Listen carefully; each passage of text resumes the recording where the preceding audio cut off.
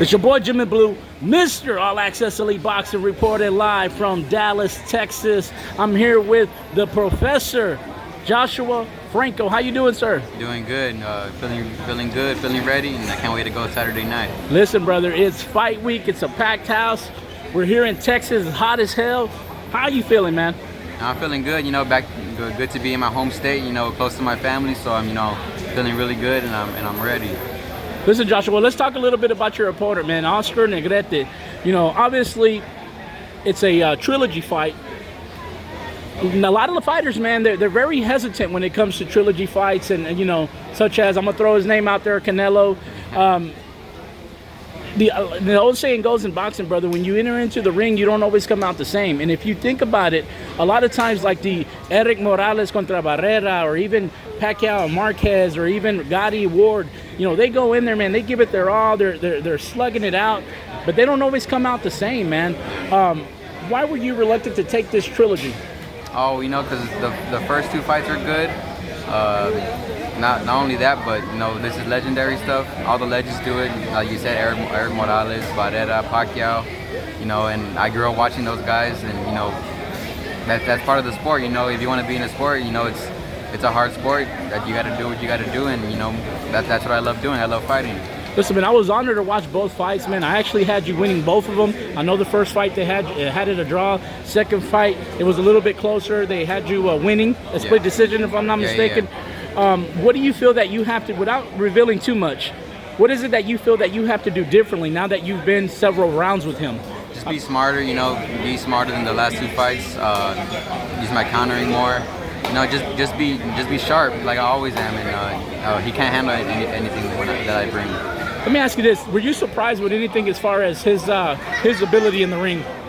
Honestly, no. I thought he would bring more. Both in the fights.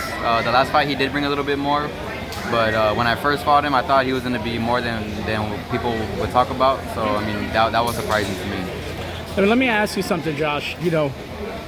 Just like life, man, and just in boxing in general, there comes a time, and most fighters, they take a loss, they lose, they either get stopped or whatever the case may be. You fought in Puerto Rico, man.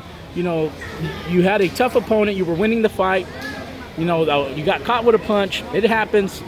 How has that helped you, man, as far as in your career, mentally, physically, and as far as mentally? Oh, mentally, it helped me a lot. I had to get past that in my career. I was down for a little bit, but talking to my family, talking to my coaches, they told me, even Mikey, I was talking to Mikey Garcia at the gym, he told me it happens, he said you're still going to be a champion, get back in the gym, work hard,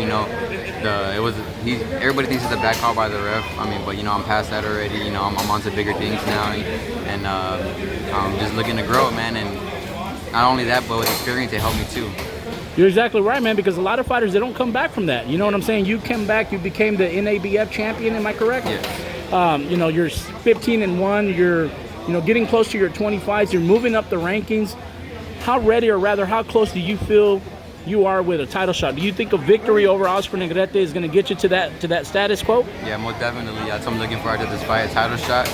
But it doesn't matter if it's at 118 or at 115. I'll go down to 115 and fight one of the champions, specifically Gallo Estrada. I'm looking for him after this fight, so we'll see what happens. Listen, brother, I know you had a great camp.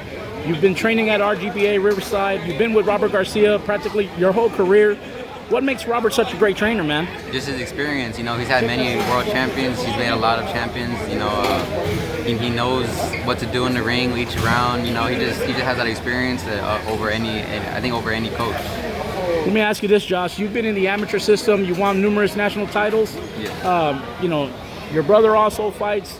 You got Hector Tanajara, you have Virgil Ortiz. How special is it, man? You guys grew up in the amateur system together. Now you guys are all headlining together here in Virgil's hometown. Yeah, it's real special, growing up with Hector, with Virgil, all my family's going to be here. Every time I fight in Texas, I just get that extra hunger in me. It's going to be a good show, extra motivation right there. Let me ask you this, Josh. My last question to you is, for those that may have never seen you fight, whose style would you say you resemble? I feel like I have my own style. I put different fighters together. I study each fighter and I put it all together, and I like to make my own style. Who would you say is your favorite fighter right now? Right now, there's a lot of good fighters. I would say Mikey Garcia is my favorite fighter. Mikey's the man, brother. He's the man, Yo, definitely the man. Well, listen, brother, we appreciate your time, man. We want to wish you the best of luck. We'll be rooting for you. Definitely. Where can they follow you at, man? Instagram at @1ProfessorFranco and Twitter at @JoshuaFranco_. Listen, man, we appreciate your time. It's your boy Jimmy Blue with Joshua the Professor Franco. Thank you.